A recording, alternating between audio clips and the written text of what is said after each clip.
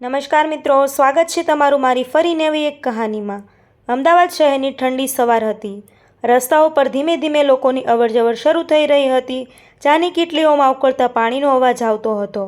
Bus stand પાસે લોકો પોતાના કામે દોડી રહ્યા હતા, પરંતુ શહેરના એક ખૂણામાં આવેલું શાંતિ વૃદ્ધાશ્રમ આજે થોડું વધારે શાંત લાગતું હતું। ત્યાં દરવાજા પાસે સફેદ સાડી પહેરેલી એક વૃદ્ધ મહિલા લાકડીનો સહારો લઈને બેઠી હતી। એની આંખો રસ્તા પર જ અટકેલી હતી, જાણે કોઈની રાહ જોઈ રહી હોય। એ મહિલાનું નામ હતું કાંતાબેન। ઉંમર લગભગ 70 વર્ષ। ચહેરા ઉપર ઝુર્રીઓ હતી, પણ આંખોમાં આજે પણ એક આશા જીવતી હતી। આશ્રમના સ્ટાફે કહ્યું, કાંતાબેન, અંદર ચાલો, ઠંડી વધી રહી છે। પણ કાંતાબેને ધીમેથી કહ્યું, મારો દીકરો આજે આવશે, ગઈકાલે ફોન પર કહ્યું હતું। સ્ટાફ એકબીજા તરફ જોઈને ચૂપ રહી ગયા, કારણ કે આ વાત કાંતાબેન છેલ્લા 2 વર્ષથી રોજ કહેતા હતા, અને દરરોજ સાંજ પડતી ત્યારે એ જ રસ્તો ખાલી રહી જતો। કાંતાબેનનો દીકરો રાજીવ અમદાવાદના મોટા બિલ્ડર તરીકે ઓળખાતો હતો। કરોડોની મિલકત, મોટી કાર, શહેરમાં નામ, લોકો માટે સફળ માણસ, પણ પોતાની માતા માટે સમય નહોતો। કોઈને ખબર નહોતી કે આ વૃદ્ધ મહિલા ક્યારેક એ રાજીવ માટે આખી દુનિયા હતી। વર્ષો પહેલાં કાંતાબેનના પતિ રમેશભાઈ નાનકડી નોકરી કરતા હતા। ઘર ગરીબ હતું, પણ ખુશી હતી। એ જ દીકરો રાજીવ હતો। જન્મ્યો ત્યારે આખા પડોશમાં મીઠાઈ વેચાઈ હતી। કાંતાબેને પોતાની ગોદમાં લઈ કહ્યું હતું, મારો દીકરો મોટો થઈને સાહેબ બનશે। પરંતુ ભાગ્યે કંઈક બીજું જ લખ્યું હતું। રાજીવ ફક્ત 5 વર્ષનો હતો ત્યારે રમેશભાઈને હાર્ટ એટેક આવ્યો અને એ દુનિયા છોડીને ગયો। એક પળમાં કાંતાબેન પર આકાશ તૂટી પડ્યું। ઘરનું ભાડું, રસોડું, બાળકનું ભણતર, બધું એકલીએ સંભાળવાનું। લોકો કહેતા, બીજા લગ્ન કરી લો, પણ કાંતાબેને એક જ જવાબ આપ્યો, મારો દીકરાથી મોટું કંઈ જ નથી। ત્યારથી એ ઘરમાં કામ કરવા લાગી, વાસણ ધોવા, કપડાં ધોવા, લોકોના ઘરમાં પોચા મારવા, બપોરે સિલાઈ, રાત્રે પાપડ વણવા। પોતાના હાથની ચામડી ઉતરી ગઈ, પણ દીકરાના સ્કૂલની ફી ક્યારેય અટકવા દીધી નહીં। રાજીવ સ્કૂલથી આવે ત્યારે ગરમ રોટલી તૈયાર હોય, ભલે કાંતાબેન પોતે બાકી રહેલો સૂકો ટુકડો ખાય। રાજીવને ક્યારેય સમજાયું નહીં કે એની મમ્મી કેટલા દુઃખ સહન કરે છે। એક દિવસ સ્કૂલમાં પિકનિક માટે પૈસા માંગ્યા। કાંતાબેન પાસે 1 રૂપિયો નહોતો। એણે પોતાના લગ્નની છેલ્લી સોનાની વાળી ઉતારી ગીરવે મૂકી અને દીકરાને પૈસા આપ્યા। રાજીવ ખુશ થઈ ગયો, પૂછ્યું પણ નહીં કે પૈસા ક્યાંથી આવ્યા। સમય પસાર થતો ગયો, રાજીવ હોશિયાર નીકળ્યો, એન્જિનિયરિંગમાં એડમિશન મળ્યું। ફી બહુ મોટી હતી। કાંતાબેને ઘર વેચી દીધું અને ભાડાના રૂમમાં રહેવા લાગી। લોકો કહેતા, બુઢાપે શું કરશો? એ હસીને કહેતી, મારો દીકરો કમાશે ને મારે રાજ કરાવશે। રાજીવ કોલેજમાં ગયો, શહેર બદલાયું, જીવન બદલાયું, નવા મિત્રો મળ્યા, નવા સપના મળ્યા, અને ધીમે ધીમે એ પોતાની માંથી દૂર થવા લાગ્યો। ફોન ઓછા થવા લાગ્યો, મુલાકાતો ઓછા થવા લાગ્યા। કાંતાબેન રાહ જુએ, પણ દીકરો વ્યસ્ત હોય। પછી એક દિવસ રાજીવને મોટી કંપનીમાં નોકરી મળી ગઈ। કાંતાબેન આખી સોસાયટીમાં મીઠાઈ લઈને ગઈ, મારો દીકરો સાહેબ બની ગયો। એની આંખોમાં ગર્વ હતો। થોડા વર્ષમાં રાજીવે પોતાનો બિઝનેસ શરૂ કર્યો।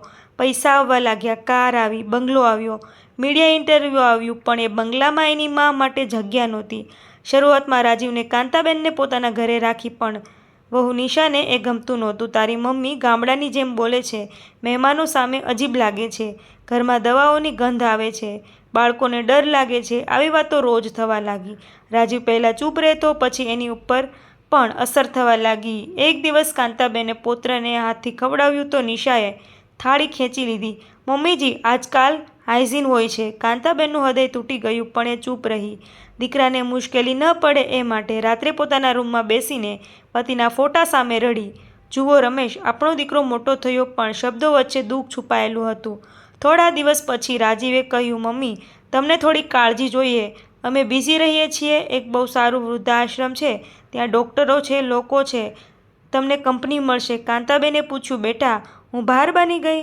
રાજીવ નજર મળાવી શક્યો નહીં, બોલ્યો, એવું નથી મમ્મી, બસ તમારી સુવિધા માટે। કાંતાબેને થોડું સ્મિત કર્યું, હા બેટા, તારી સુવિધા એટલે મારી સુવિધા।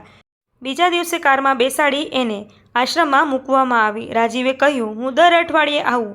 કાંતાબેને દીકરાના માથા પર હાથ ફેરવ્યો, સમય મળે ત્યારે આવજે। એ દિવસથી 2 વર્ષ વીતી ગયા। રાજીવ ફરી આવ્યો નહીં। શરૂઆતમાં ફોન કરતો, પછી એ પણ બંધ।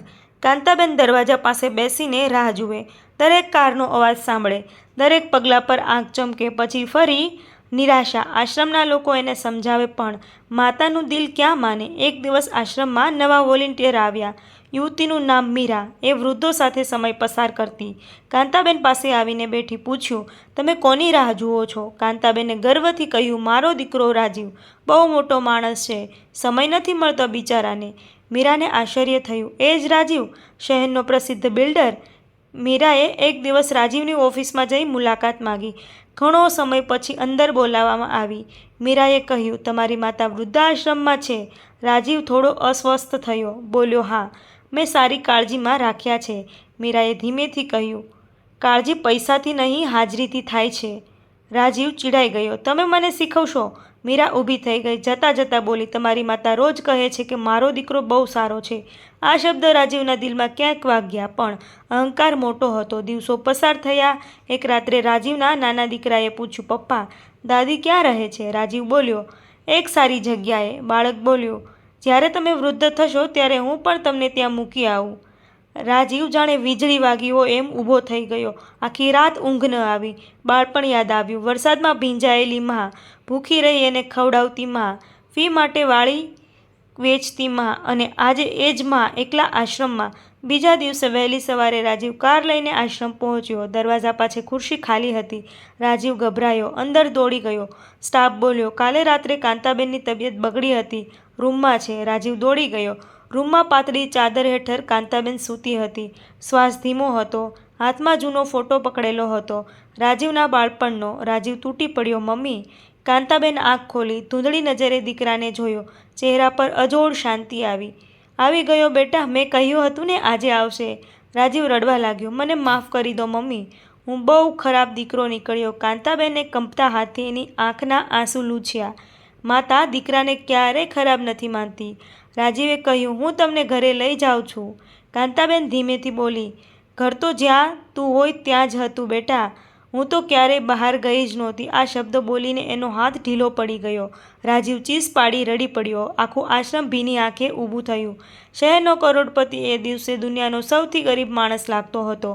અંતિમ વિદાયના દિવસે રાજીવે મીડિયાને દૂર રાખ્યા. માતાની ચિંતા સામે ઊભી રહી બોલ્યો, જે સ્ત્રીએ મને બધું આપ્યું એને મેં છેલ્લે એકલતા આપી.